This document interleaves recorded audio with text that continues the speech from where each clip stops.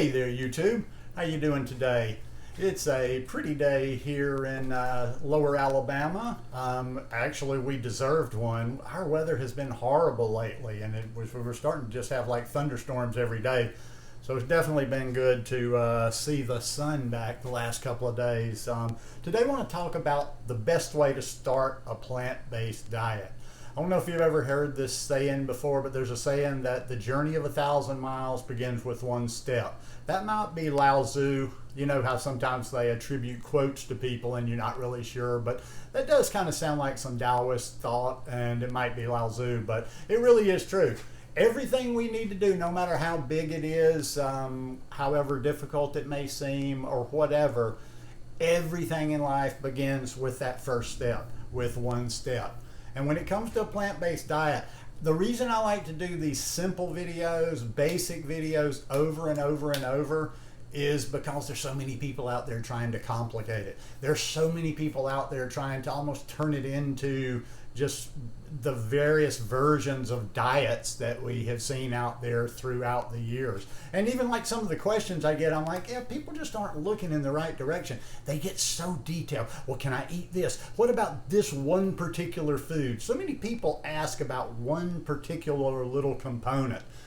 Another thing people tend to do too is they try to see the whole big picture. It's all you know, like so many people have eaten terribly for decades, and yet once they decide they need to do this, it's like got to be overnight, or I got to do it now. Things have to happen fast. I have to see results from this fast. When it's just like, I can only share what my experience has been. And when I came to this lifestyle, I was at a place in my life where I was genuinely looking for health. So I had patience, and I said, well, we're just going to see where this goes. But the best way to start is start with one meal. Eat a plant-based meal. And what I would also like to recommend when you're starting out on your journey is eat real food. So many people, and I'm not going to turn my nose down at the vegan products, even the fake vegan meats out there and what have you, but everybody knows there's no nutrition in them whatsoever.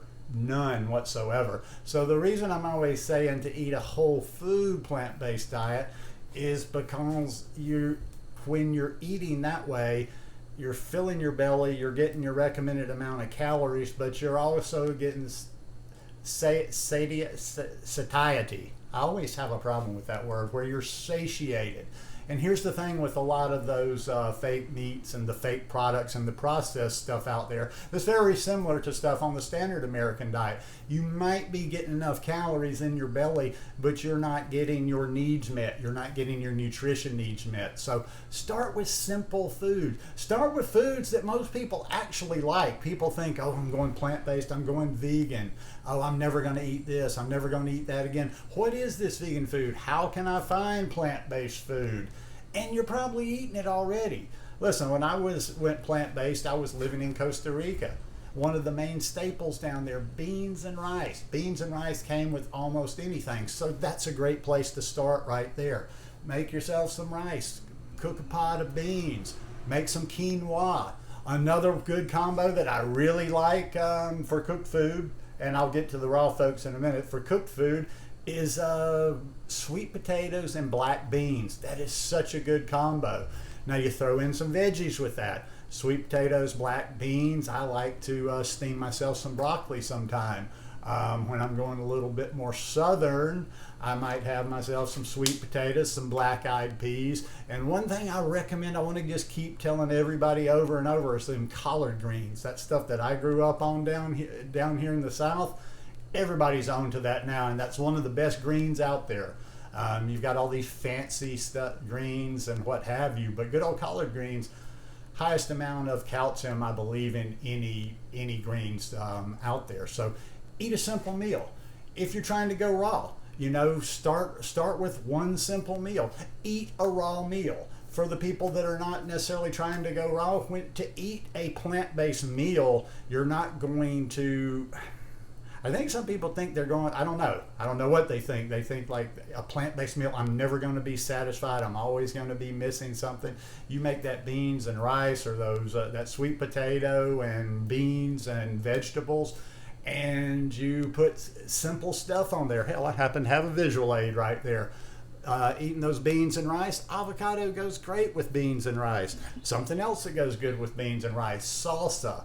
And salsa and avocado are a great mix because the fat helps you to absorb lycopene and certain nutrients from the tomatoes. So just think those whole foods, and within the parameters of those whole foods, I'm always assuming that you people are better in the kitchen than me. You've got to be better in the kitchen than me because I'm not very good in the kitchen. I just throw stuff together.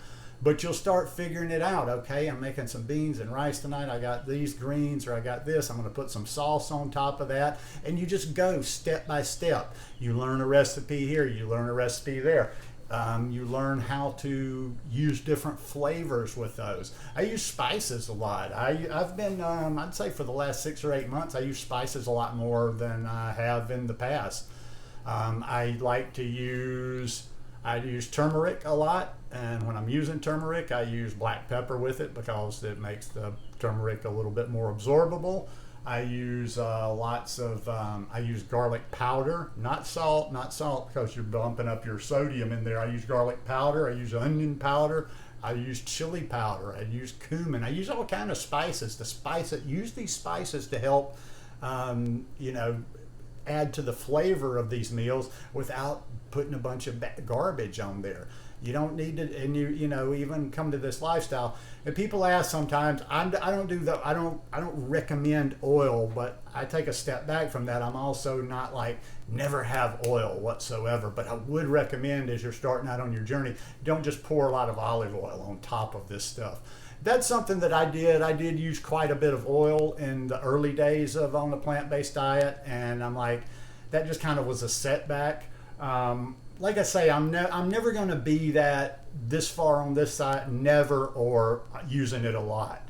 Use a little bit here and there, use it sparingly, but honestly, I don't really need it all that much. I couldn't even tell you the last time I've used the olive oil bottle here in the house, which is my roommate's. He just happens to share, but yeah. And you just build. You build from there. You start thinking, okay, I like this. Maybe let's say today you did have some beans and rice.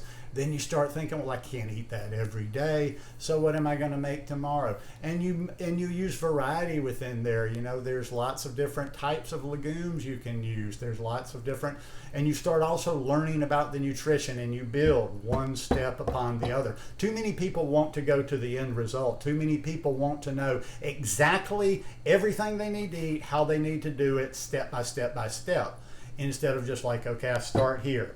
Then I learn this, then I add this, and then you just move on down the line. But I'm going to keep this one pretty short today, but I always have got to throw this in when these are beginners or how to start a plant-based diet, raw or whatever.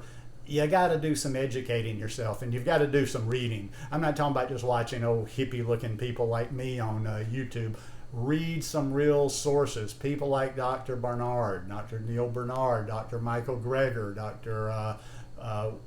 Will Bulsiewicz, Dr. Clapper, there's just so many good sources out there. People, that's not there. I'm not trying to tell you who to put your, trust in, but go for people. Listen, we kind of all know if it's just kind of YouTubey or if it's really science-based. Look at some of these people that have some studies behind what they're saying. That's why I keep talking about that Physicians Committee for Responsible Medicine, the Exam Room podcast. When I'm listening to a talk by Dr. Bulsiewicz or Dr. Bernard, they're citing studies and research and science all throughout the thing. It's not any of this esoteric language and none of this hippie stuff and like you feel and this and that. This is hard-hitting science. So anyhow, start with basics, and you can use this for everything. Anything you're doing, just break it down step by step. Break it down to its most simple component. Start, do a little bit, learn, build a little bit, and you go step by step by step by step.